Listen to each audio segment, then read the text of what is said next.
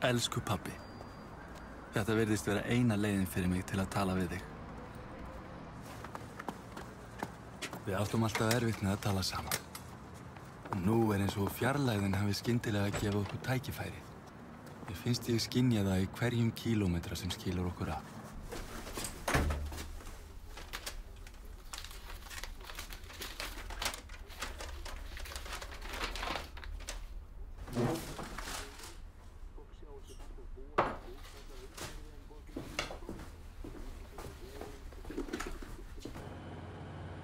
Í dag var fyrsti skóladagur Súnítu. Þegar ég fylgdi henni í skólan var mér hugsað til þess þegar þú fylgdi mér í skólan í fyrsta skipti heima á Íslandi. Ég man eftir skónum mínum. Þeir voru svipaðir þeim sem þú gekkst alltaf í. Skólinn hennar Súnítu í 10 mínútna fjarlægð frá húsinu okkar. Á göngunni sagði mér að loks myndi hún hitta kærastan sinn sem hún ætlaði að giftast seinna meir.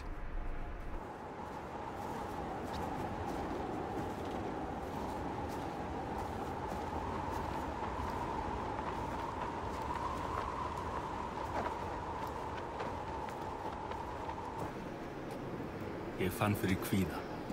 Ég leiddumst og það var líkt við að vera að leiða þig. Ég fann fyrir hendiðinni. Í lófum okkar var fjölskyldualbúmið falið. Skólataska sakleysis. Ég skildi hana eftir hjá kennaranum á skólalóðinni og hún sneri sér ekki einu sinni við til að kveðja mig. Svo hvarf kollurinn á henni í barnahópinn sem var líka að koma í skólan í fyrsta skipti. Ég tók ljósmynd sem ég vona að þú sjáir fyrir þér í þessu bréfi. Ég man að það hékk risastórt landakort af heiminum í skólanum mínum. Heimurinn var svo stór og í huganum flaug ég frá Íslandi til allra landanna sem virtust vera svo óralangt í burtu.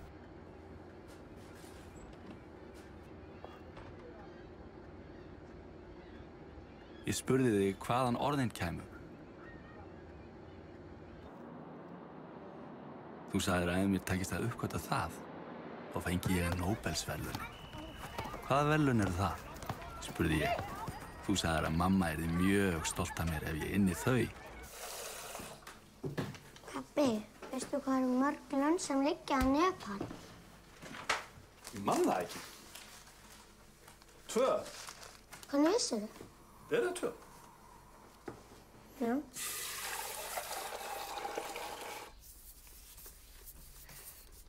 Nepal hefur engan sjó.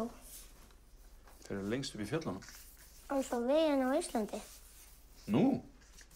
Pældi hans í því? Þriðja gerð skóla er sú sem rekin er af íbúunum sjálfum. Þeim finnst mikilvægt að hafa skóla í nágrenni sínu. Í alvöru? Já, hérna stendur. Skólarnir eru reknir og styrktir af sjálfu fólkinu í bæjunum. Þannig ef maður vill fara í skóla, byrjar maður hann þá bara til. Fólk gerir það. Það er meira en að segja að byggja skóla. Svo þarf krakkar til þess að mæta í þá. Það er fullt af fólki sem fekk aldrei að fara í skóla þegar þeir voru krakkar. Hvað skeður ef maður fer aldrei í skóla?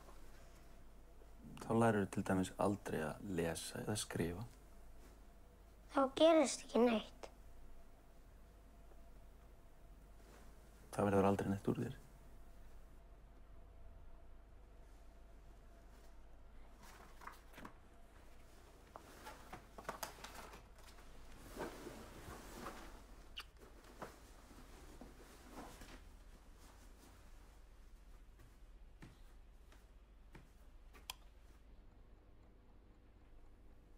Þú sagði mér frá Guði, hvernig ég ætti að trúa á hann og spyrja einskis.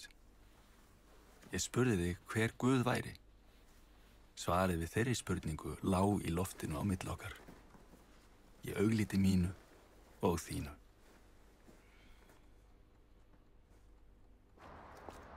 Súníta teiknaði mynd af plöntu í skólanum. Tré sem vex á Íslandi og stendur af sér vind og snjó. Við komum öll heim til Íslands í sumar. En aðeins ef þú lofar að koma bráðum í heimsókn til okkar í nokkra mánuði.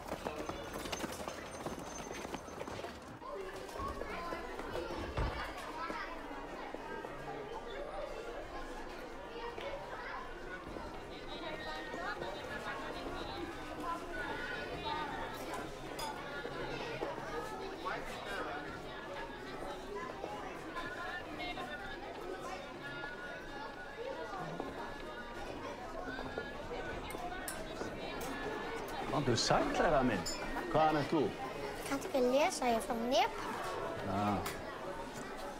Nei, vá, en girnilegt. Dalbat frá Nepal, svona hrísgrjóna og baunaréttur. Viltu smaka? Já, takk. Hvað kostar það? 4.000. 4.000? Nei. Ok, hvað viltu borga mikið fyrir einn disk? 600 kall? Sko, þegar þú er ég til í að gefa þér einn disk ef þú gefur mér blatjól. Já, ég skil. Samþykkt. Nú er ég frjáls. Frjáls undan því oki sem fáfræðin íþyngir okkur með. Það er allt hægt. Það er mín trú að það sé mögulegt að elska.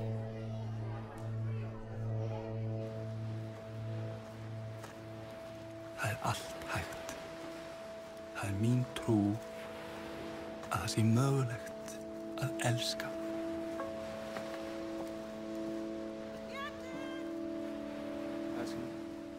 Nú erum við á toppnum, á toppi Himalajafjallanna.